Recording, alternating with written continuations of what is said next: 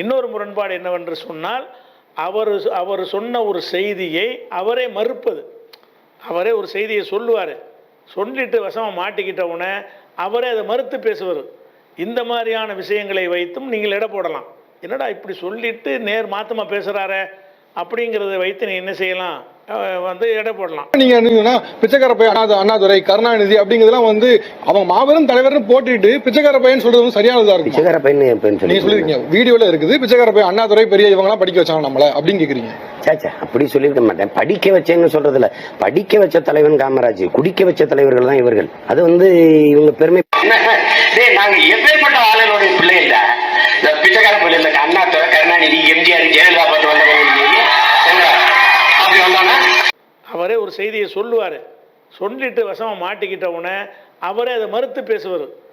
எதிராக விமர்சனங்கள்ல ஒரு விமர்சனமாக முன்வைக்கப்படுறது, நீங்க மும்பைக்கு சென்று பாரதிய ஜனதா கட்சி வேட்பாளர்களுக்கு ஆதரவு கேட்டவர், பரப்புரை செய்தவர், இன்றைக்கு அவர்களுடைய பின்னணியில தான் இந்த விஷயங்கள்லாம் நடக்குது. அது ஒரு பைத்தியக்காரத்தனம். பாரதிய ஜனதா கட்சி வேட்பாளர் அப்படின்னு சொல்லுவார். தமிழ்ச்செல்வன் நம்ம சகோதரர் புதுக்கோட்டைக்காரர். அங்க அவர் போட்டிடுறாரு. பிஜேபியோட வேட்பாளர். அவர் ஒரு ஈழ விடுதலை ஆதரவாளர். அங்க இருக்கிற மக்களுக்கு ஒரு பாதுகாப்பு அரண். அங்க போய் என்னுடைய மேடையில அவங்க கட்டியிருந்த கொடியெல்லாம் எடுத்துட்டாங்க. என்னுடைய மேடையில அவரை ஏற்றி இவருக்கு வாக்கு செலுத்துங்க. புகைப்படங்கள்ல அவங்களுடைய கொடி, அவர்களுடைய கட்சி, அவர்களுடைய பின்னணியோட தான் புகைப்படங்கள்லாம் இன்னைக்கு இருக்கு. அதையெல்லாம் இன்னைக்கு திரும்ப மறுபதிப்பு செய்து வலைதளங்கள்ல அதை மறுக்க முடியாது. பாரதிய ஜனதா தமிழ்ச்செல்வன் மட்டுமல்ல, மற்ற வேட்பாளர்களுக்கும் நீங்க அங்க எங்கெங்க போனீங்கிற வரைக்கும் டீடைல்ஸ் போறாங்க. நீங்க உங்க பரப்புரை நடந்திருக்கிறது. தமிழ்ச்செல்வனுக்கு வாக்கு கேட்டது உண்மை.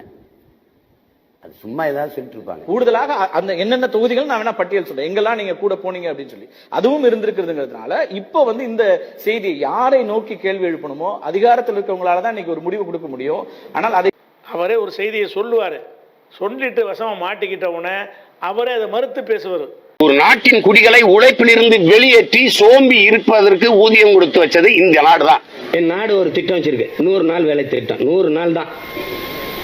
அதுக்கப்புறம் அதுக்கு வேலை இல்லாமல் இருக்கிற ஒரு திட்டம். என்ன 100 நாள் வேலை? 100 நாள் வேலையில வெட்டின ஏரி எத்தனை, தூர்வாரின குளம் எத்தனை, நட்டு வளர்த்த மரங்கள் எத்தனை? ஒன்றும் கிடையாது. என்ன வேலை? உட்கார்ந்து மந்தையில சீட்டாடுவது அல்லது பல்லாங்குழி ஆடுவது. உழைக்காமல் உழைப்பிலிருந்து வெளியேற்றி சோம்பி உட்கார வைப்பதற்கு ஒரு தேசம் சம்பளம் கொடுக்கும். அங்க வேளாண்மைக்கு எங்க ஆத்தால பொண்ணு விளைஞ்ச கத்திரிக்காயை பறிக்க, தக்காளியை பறிக்க ஆள் இல்லாம தவிச்சிட்டு இருக்கான். இதே நான் பேசினேன் அன்னைக்கு கூட்டத்திலயுமே. இப்படி செய்யுங்கன்னு தான் சொன்னேன். இப்படி செய்யுங்க, இப்படி உழைப்பை கொண்டு அதுல ஈடுபடுத்த சொல்லுங்க. வயது முதிர்ந்தவர்கள்லாம் அதுல அவங்களெல்லாம் நான் ஒன்னும் சொல்லல. முதியோர் ஊக்கத்தொகை கொடுத்த மாதிரி இருக்க வச்சு ஊக்கத்தொகை கொடுத்துருங்க. அவங்களை உழைப்பு வேர்வையில் உழைக்க விடாதீங்க.